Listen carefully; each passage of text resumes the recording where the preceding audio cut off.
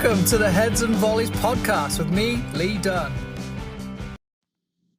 Back. It's been a little while, quite a while actually. I think December was the last time I shared a podcast, and lots of things have happened. I've had a second baby, and a lot of that has taken my time. And now I've slowly gotten back into coaching and coaching some little ones, 2016s, 2015s.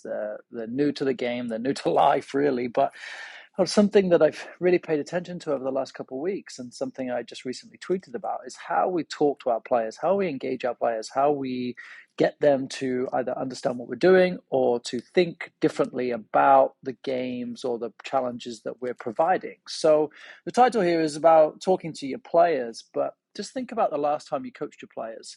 They were in the middle of an activity and then the timer is up, or you feel like it's time for a water break, and we say, okay, bring it in. And then we bring our players in a big huddle. We leave the contextual environment that we've spent a lot of time creating, whether that's by creating our own plans or talking to other people or stealing things from online. And then I'm going to now talk to you about that in an out of context environment, in an out of context situation. You're all going to stand in a semicircle and look at me, and I'm going to talk about the game that you just played in that's behind you, that you can no longer see and no longer a part of. But it's really easy to do, isn't it? Hey, everybody, just come on in. I want to tell you about something. Your players lose focus. Now, especially more so with the younger players I have, it might take them a minute or two to focus again. You know, I say the word focus because they come in and one kid's got a ball at his feet, and so the other one kicks his ball away, and then we have to wait for them to go get it, or somebody does something silly, or they need to tie their shoelaces. Like all these little things that suddenly were not happening 1 minute ago are now happening right where I'm standing with my players. So the moment that I really wanted to discuss is lost. And then also add in the fact that if we're now going to talk and then send them for a water break, whatever we're talking about right now is also gone.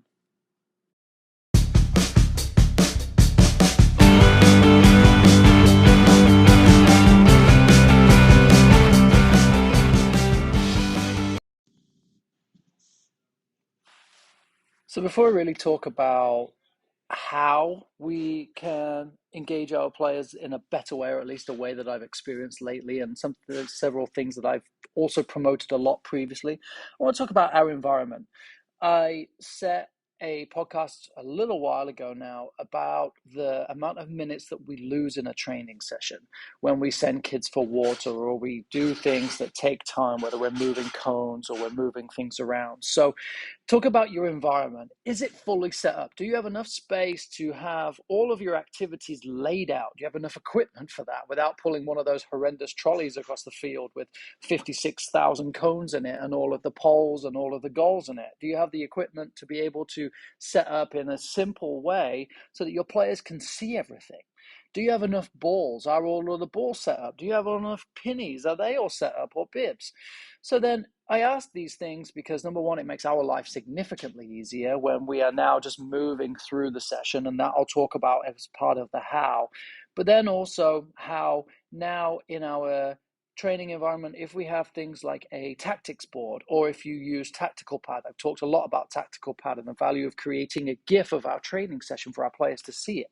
But if we're looking at a tactics board, and I use my tactics board a lot now from Soccer Innovations where I rest it up, and the key words are on there for the training session. We've been working through some of the TOVO stuff, so scan and support are on there a lot. Shape is on there a lot. But then also images, quick drawings of what the training session is so the players know it. Now also there's a lot of repetition, so it becomes really simple for the players to understand the task of the day. But my environment is set up as clearly as possible for my players to understand what is going on.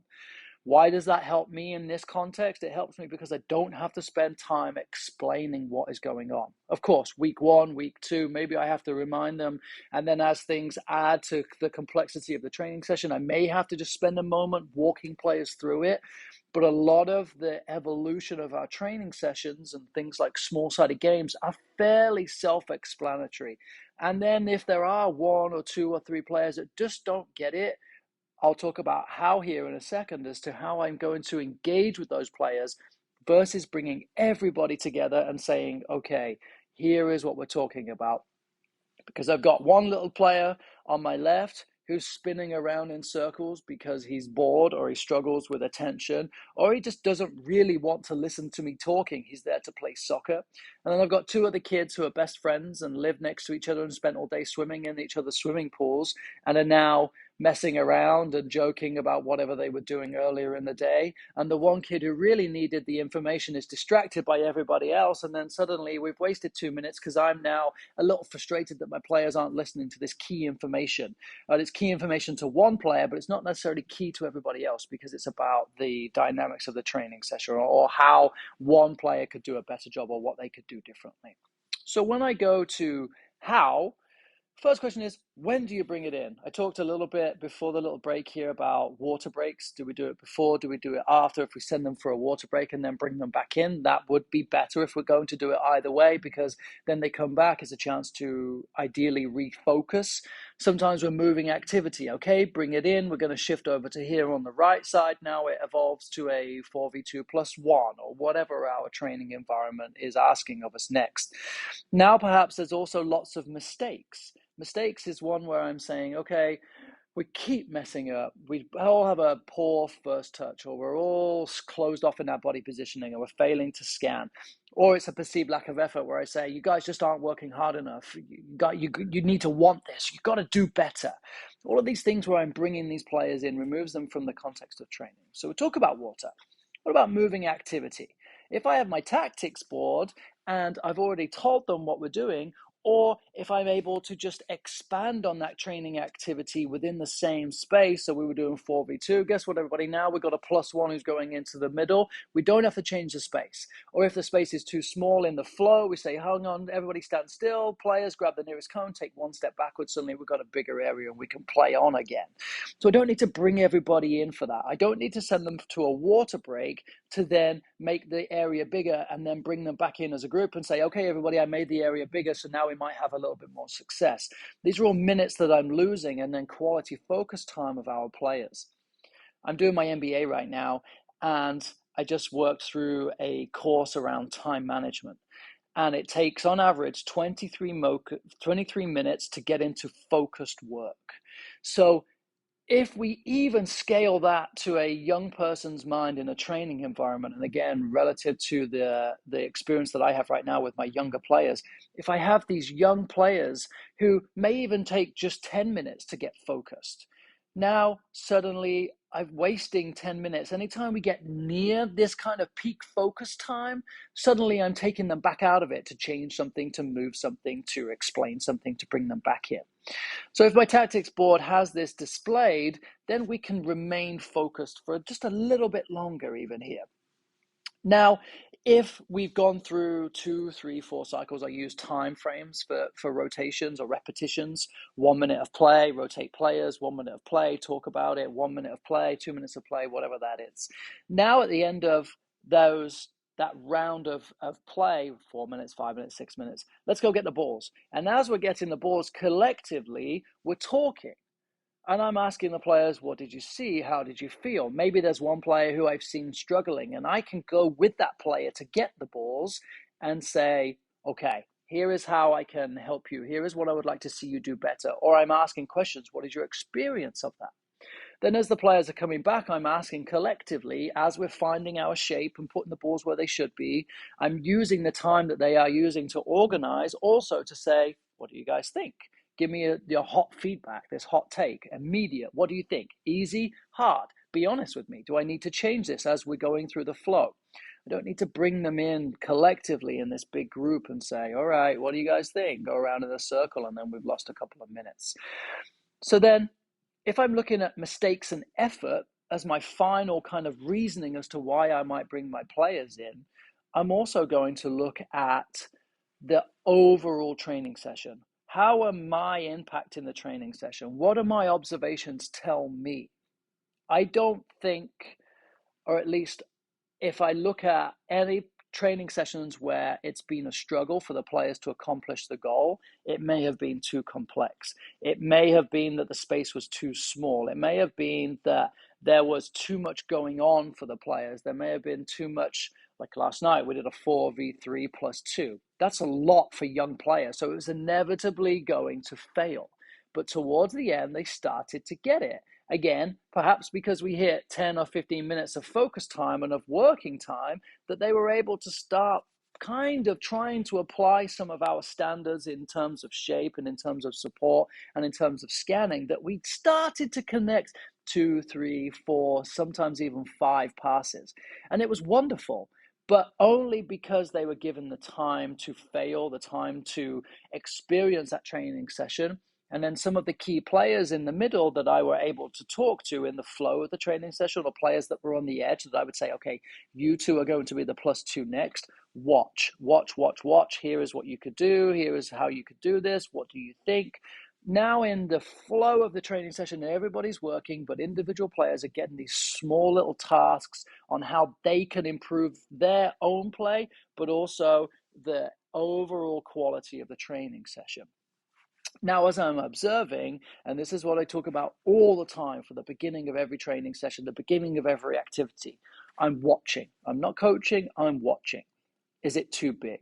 Is it too small? Do the players understand what's going on? Are there players that I need to talk to?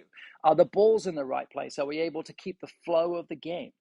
Then I'm going to go to the individual level first, and I'm going to say, hey, Julian, what do you see here? Are you in the best shape? How are you scanning to support the game? All of these key words that are not foreign to our players, but I'm not doing it in the big group. I'm not pulling the group together and saying, Julian, what did you see? And Julian says, I don't know. I don't know if there's a right or a wrong answer here. I'm probably just not going to say anything. And then by the time I've hesitated long enough, somebody else has messed around, so we don't have to answer the question anyway, because Coach Lee's now going to talk to those players about messing around. So there's my individual conversation. Then I go to my team talks. If we're playing a 4v2, as we're fetching the balls, I'll send a 2 to fetch the balls, and I'll pull the 4 players together and talk about shape, or I'll talk about their experience. Now here is your team task. Can you get 5 passes? Can you split the 2 defenders? And every time you do, you yell, ole, because we're going to celebrate that we've done it. And it's a wonderful skill and a wonderful achievement to have split them like that.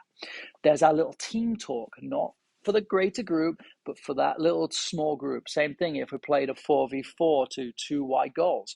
Same conversation. Green team, come on in. Let's just talk about this here really quickly, and then move it on from there.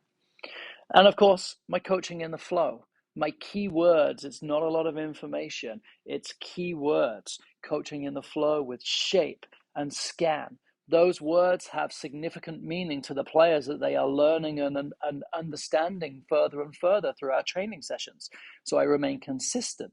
And I read a really good tweet from a friend of mine who said that we try and tell too much, whether we are professionals in business or in coaching or any kind of avenue of life. Think about it with your own kids. Try and tell them too much information because we know the answer. We know the depth and the complexity of what we're talking about, but we need to tailor it relative to our younger players.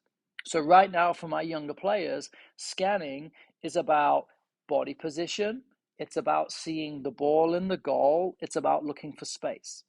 Now, you could argue that it probably doesn't get much more complex than that, but it will, because now we start looking about lines. We start considering spaces relative to other players and our shape tied to our scanning. But that is stuff that they don't need to see yet. They just need to understand the core of the term, and then we can layer in as we go.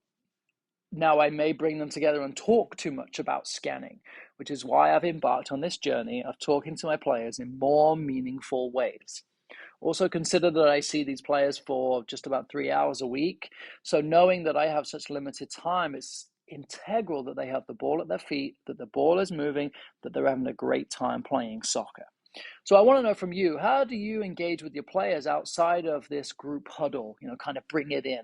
And if you have listened to this and thought, damn, that's a pretty good idea, I'm going to try it. I want to know how it goes. I want you to share how you're doing it, or what the hardest thing about it is. Because for me, it's definitely been conscious enough around focusing on not bringing it in, which sounds silly, but freeze is a good one because we've got players in positions, it's contextual and it can be quick.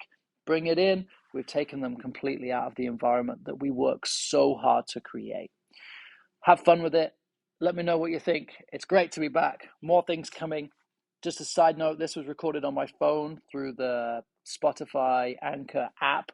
So I'd be interested to know what you think of feedback. Type 2, is the quality good? For me, this kind of makes the most sense that I can just whip my earbuds in and get on with sharing you exactly what I'm thinking right now. So I want to hear from you. Let me know at Lead on Soccer.